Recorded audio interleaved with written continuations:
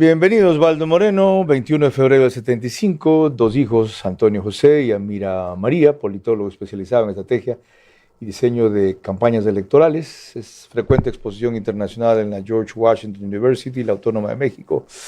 La Pontificia Universidad de Salamanca en España, fue ponente en la Cumbre Latinoamericana de Estrategias de Marketing, entre otras cosas. Osvaldo, no quiero entrar en la discusión jurídica, político, legal de si no se posterga, no se posterga, la puede echar abajo una acción de protección o la Corte Constitucional, en fin, van. Y ya que van, noviembre 29, aunque la señora Atamain diga que no es anticipo de elecciones, sino de votaciones, y la interpretación de ella es que aunque se vote antes, se elige después, porque recién en abril terminan los recursos y pueden proclamar los resultados. Lo importante es esta anticipación de las elecciones. ¿A quién beneficia? ¿A quién perjudica? ¿Por qué? ¿Y cómo deberían reacomodarse las fuerzas políticas para sacar el máximo provecho?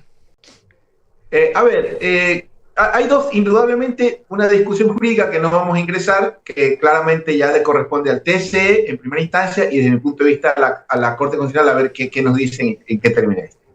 Sobre beneficios, vamos a pensar si nos gusta o no la suspensión del RC como para mí un hecho consumado, lamentablemente, por un tema de alternabilidad. Pero este tema electoral para mí, si es que vamos a hablar de percepciones, porque no puedo hablar de hechos que no me constan o por lo menos no he sido testigo. Vamos a suponer que el gobierno tiene que ver con esto de la postergación. Para mí sería un error y afectaría directamente al gobierno, y le voy a decir por qué. Porque yo creo que es el mismo error que Lasso cometió. Lasso cometió el error de hacer de una elección local una elección plebiscitaria. Recordemos cuando convocó para mí a ese plebiscito suicida, que lo analizamos también en estos foros en más de una ocasión. Yo creo que ese fue el final de Lasso, cuando convocó esa consulta, cuando convirtió una elección de orden local en un proceso plebiscitario. Porque las elecciones de orden local tienen una lógica totalmente distinta, donde nadie discute la política exterior, la economía, los bonos del tesoro. La gente discute temas vecinales, temas locales, el aseo de calles, los parques, las avenidas, las canchas de fútbol, los prediales. Entonces me parece que hacer de una elección local un proceso plebiscitario creo que sería un error del gobierno. Por otro lado, hay otro concepto que significa que los espacios en política siempre se llenan. Si no es por el lado del RC, ya encontrarán las izquierdas un espacio donde participar, sumado al hecho de que nos guste o no, es un movimiento que más allá de las figuras conocidas, está claro que hay un gran porcentaje de la población que todavía reivindica esa fuerza política, que bastará con que una vez que esté inscrito y consumado, salvo que haya una denuncia anónima con un informe reservado o alguna acción de otra institución, yo creo que una vez que ya estén calificados los candidatos, del momento que haya un respaldo del RC virtual, yo creo que ya serán los candidatos. Entonces, es una situación bastante complicada en la cual yo estoy de acuerdo con algunos. No sé si esto realmente beneficie 100% al gobierno y no sea la transformación. Convertir un tema local, donde a la gente no le interesa lo nacional, sino se centra en un tema, en un proceso plebiscitario donde podrían evaluarlos, y ya vemos lo que pasó en noviembre del año pasado, en la última consulta popular. Ok, desagreguemos eso. Lo que pasa es que el tema local se convierte en nacional en el momento en que, por ejemplo, en lo inmediato en Guayaquil, los protagonistas que se ponen a disputar la alcaldía, si es que se mantiene el interés de Anabela Sin, que dijo aquí el presidente el viernes antepasado, a veces decía que sí, a veces decía que no, y se ratifica la selección que inicialmente ha hecho el PCC de Otto Sonnenholder, ex vicepresidente. Es decir, son dos pesos pesados que van a competir por una alcaldía local, aunque Guayaquil es nacional, y por lo tanto le dan otra connotación a esa pelea, y es inevitable. En Quito serían hasta ahora Pavel Muñoz, si es que busca una reelección, aunque por otra tienda política. María José Pinto dijo que ya no va. Cercano al gobierno parece Yunda, y el resto son un desfile de divididos. Entonces, la elección local indudablemente se convierte en una plebiscitaria nacional. ¿Eso es evitable o no? Bueno, tomemos en cuenta que la ciudad a la que amamos con locura, que tributamos, vivimos, es un segmento, digamos, del pastel nacional. Indudablemente no la estoy descalificando. pero la elección, ¿de qué tienen de mágico? A mí me encantan los procesos locales, ¿no? Porque el espacio local, el espacio, digamos, municipal, es el espacio de poder más cercano al ciudadano. Si a mí le quiero decir algo a Novoa, se me ocurre y quiero buscarlo, no lo voy a hacer, obviamente. Tengo barricadas, yo qué sé, si voy obviamente de manera malcriada o a querer protestar. En cambio, en una elección local, mi alcalde, sobre todo, recordemos que son casi 300 GATS, puede ser hasta mi vecino, ¿no? Entonces, las elecciones de una local tienen ese matiz que a mí me encanta, que es muy de cercanía. Indudablemente tiene un matiz nacional, mucho más con el tema del alcalde Álvarez. Entiendo que todavía es alcalde, que desde mi punto de vista creo que más allá de cumplir inocencia es un tema de debido proceso, que creo que ha habido excesos, pero también los candidatos que usted me nombra son indudablemente de primera calidad. Vamos a ser objetivos. Me parece que la doctora Anabela sería una gran candidata. No se diga el amigo Sonneholzer, pero vamos a ver si se anima. Y por otro lado, no, más allá de cómo califiquemos como recursos humanos, indudablemente hay una opción que sería el aquilismo. Dicen que sería la esposa del alcalde, no lo sé. Y recordemos que, por ejemplo, sería un gran negocio, digo en el término político, ser vicealcalde o de Anabela o de esta señora Icaza, no recuerdo su nombre. Y también recordemos que hay otro gran jugador que es la RC.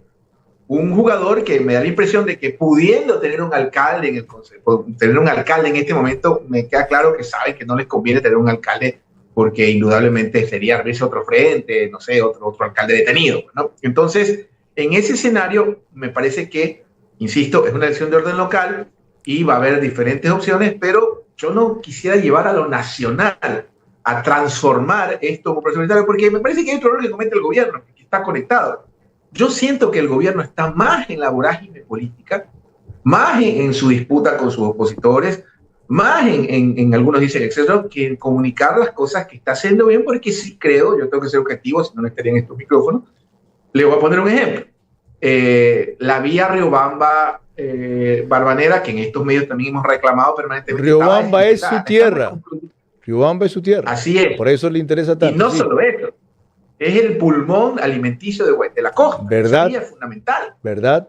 Y la están reconstruyendo íntegramente con materiales de primera calidad.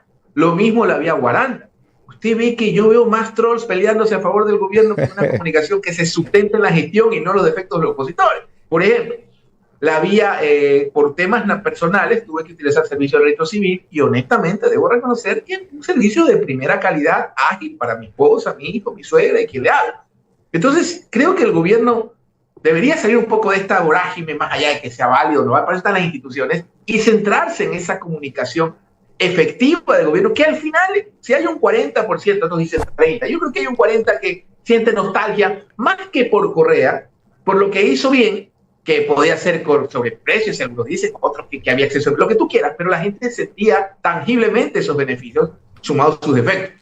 Entonces, la única forma, que también lo hemos hablado en estos micrófonos extensamente, de potenciarte en la comunicación y la gestión, es cuando tú comunicas lo que haces y lo que haces. Y siento que el gobierno no tiene una comunicación efectiva en ese sentido, porque está centrado en su disputa con sus opositores. La asamblea es una pelea. Por otro lado, a veces sientes como que la justicia es parte. Entonces, me parece que hay cosas más importantes y muy beneficiosas para los ecuatorianos. Y reitero, creo que la elección de orden local es eso, y me parecería un error que el gobierno cometa el error de Lazo, de transformar un proceso local donde vamos a hablar de canchas de fútbol en un proceso plebiscitario. Y bueno, pues esas cosas desgastan. Ovaldo, no quiero desaprovechar su presencia para pedir una opinión de un escenario muy cercano, que son las elecciones en Colombia. Esta noche va a hablar Paloma Valencia de paso con Andrea Bernal en el programa de lunes a lunes. Usted publicó que como van las cosas, Iván Cepeda tendría 35.5%, el candidato de Petro, Abelardo de la Espriella 20.2% y Paloma 19.9%. Como están las cosas, es un hecho que un finalista es Iván Cepeda. Difícilmente va a caer de allí, máximo 35%. Y difícilmente cualquiera de estos otros dos, si no se unen o desiste el otro, va a llegarle cerca, pero pasará a segunda vuelta. De los dos, ¿cuál tiene mejor opción de acaparar el voto del otro o los demás? ¿Espriella de Paloma y compañía o Paloma de Espriella y compañía? A ver, yo planteo ahí dos escenarios. esto de ser pitonizo, adivino, no funciona, ¿no? Recordemos que los politólogos describimos la política, hechos políticos, y no hablamos ni bien ni mal de los políticos, simplemente los describimos. Ya, pero sí puede ser una proyección. Sí, pues es lo que le pido, es una proyección. Claro. No una adivinanza. Ya, ok, ya. No, por eso, yo curo en salud. Ya. Veo dos escenarios posibles en este orden, pero no vamos a poner orden de prioridad, sino dos alternativas. Uno, que eventualmente, porque Cepeda es más que el candidato de Petro. Con este detalle, hay que estudiar mucho la historia de Colombia. Somos parte de 10 años en Colombia, hemos mantenido conflictos, cercanías. De hecho, nuestra derrota militar más grande en la historia fue con Colombia en 1860, en la batalla de Cuauzú. Tuvimos 1.500 bajas, más que en el Tenepa, más que en el 81 y más que en el 41, de los cuales 800 eran guayaquileños. La gente no habla de eso. Y Cuauzú era territorio colombiano, cuando García Moreno intentó recuperar el Cauca abajo para nosotros una vez más. Recordemos que tuvimos soberanía efectiva sobre el sur de Colombia casi 3 años. Pero bueno, al margen de eso, el primer escenario uno de los escenarios que yo vería es un triunfo eventual de Cepeda en primera vuelta, y el otro, una segunda vuelta donde veo con más solvencia a Abelardo, y les voy a decir por qué. A ver, antes de eso, Osvaldo, me parece que Paloma Osvaldo, un error. Antes de eso, embrague, dele suave. Me acaba de sorprender. Dígame. ¿Usted cree que podría llegar a ganar Cepeda en primera vuelta? ¿De dónde saca eso? Bueno, por dos factores fundamentales. Y aquí vamos a yo no siempre lo que pienso que va a pasar es lo que yo quisiera. Correcto. O sea, yo quisiera tener 5 hijos, pero la economía te permite 2. A ver, porque primero, Cepeda, esto tal vez no le gusta a muchos, la gestión de Petro, dentro de los indicadores, olvídate que sí es bueno o malo, pero finalmente no fue lo que muchos pensaban. Cierto. El peso está a menos de $4.000. ¿Verdad? Así es. Usted sabe que mi familia es colombiana, mantengo vínculos. El peso, que el peso va a llegar a 10.000, el peso no está en 10.000. Ha tomado medidas demagógicas como todo político, pero digamos, no hubo esa catástrofe, y hoy por hoy creo que Venezuela, que era la amenaza, es más trumpista que Trump. Entonces, Petro no ha hecho un tan mal gobierno. Yo lo haría la analogía incluso con López Obrador, obviamente con otros matices. Es verdad. Entonces, Petro no ha hecho un tan mal gobierno, por lo menos no es lo que muchos pensaban. Segundo, la historia de Cepeda. ¿Qué representa Cepeda? Hay una historia muy triste, que es la historia de la UP, el movimiento político que tuvo 7.000 dirigentes asesinados, y uno de ellos fue su padre. Entonces tiene un storytelling que es parte de ese conflicto, de esa guerra miserable y desigual que vivió Colombia en las ruralidades, en las ciudades, donde todos hemos sido perdedores, incluidos nosotros. Entonces, Cepeda trae esa carga, ¿no?, de reivindicación, y su vicepresidenta, esto es un dato interesante, su vicepresidenta es la contraparte eterna de donde viene la presidenta, la candidata Paloma, si no me equivoco, que es del mismo sector. O sea, sí, su abuelo, su origen viene de esa zona, digamos, de las partes de las élites económicas, y por otro lado viene la otra zona popular. O sea, Cepeda tiene muchos componentes que podrían pasar, es una posibilidad. Ahora me lo explico. Opción, ya. ¿Por qué lo veo a Abelardo? ¿Perdón? Ahora me lo explico, ya. ¿Por qué Abelardo? Y la otra opción, y ahora...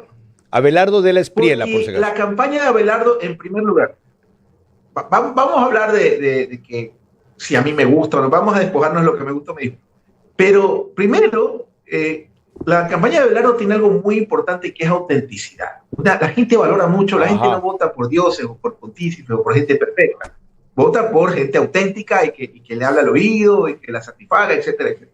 Entonces, a efectos y virtudes, el señor Abelardo es un tipo auténtico, que o sea, desde que empezó el día 1 a la fecha es tal cual. No te está ocultando, te dice, no quiero la YEP, los personajes. Osvaldo, dice, cierto, otra vez paremos de un ratito.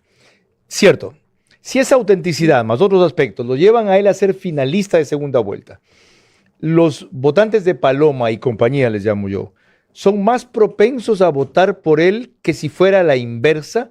Si llega Paloma y los del Espriella, que es una derecha radical, para mí es como Vox de Colombia, ¿irían a votar con él, con los demás? Sí, para mí hay una diferencia con Vox, que en el caso de Abelardo es ultranacionalista. Vox no siempre es ultranacionalista, es más ultraconservador, que no es lo mismo. Abelardo es ultranacionalista. Bien. Pero hay otro detalle, lo digo muy brevemente porque es importante. Sí.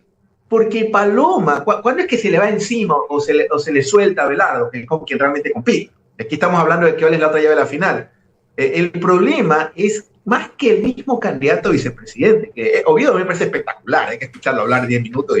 Y esos son los nuevos liderazgos de este siglo. El problema es ese manejo. Yo en toda mi carrera, corríjame Carlos, que bien dice usted, yo nací en el 75, usted ya hacía periodismo en esa época, corríjame usted, yo nunca he visto a un binomio debatiendo en un medio de comunicación. No puede ser que yo presento a mi binomio y esa presentación por todos los medios, que finalmente la cortaron y tuvo que bajar Uribe a poner orden. Correcto. No, yo no recuerdo en toda mi carrera haber visto un binomio debatiendo. Entonces, el haber puesto y las preguntas que la prensa libremente, como tiene que ser, le hacía, cuando ella, voy a poner un ejemplo, no, es que no importa cómo piense yo, hablaban de la adopción por parte de parejas del mismo sexo, Paloma dijo radicalmente no, el Oviedo dijo sí, entonces el periodista le dice, o sea que usted cree que el señor Oviedo no está en capacidad de adoptar, usted tiene un binomio así, o sea, realmente fue un desastre el arranque. Correcto. Y por un lado ya otros sacárselo encima. Entonces, por esas cosas yo creo que a Abelardo se le ha venido encima y por su autenticidad, y podría pasar que tal vez eventualmente Abelardo. Ahora, sobre los endosos,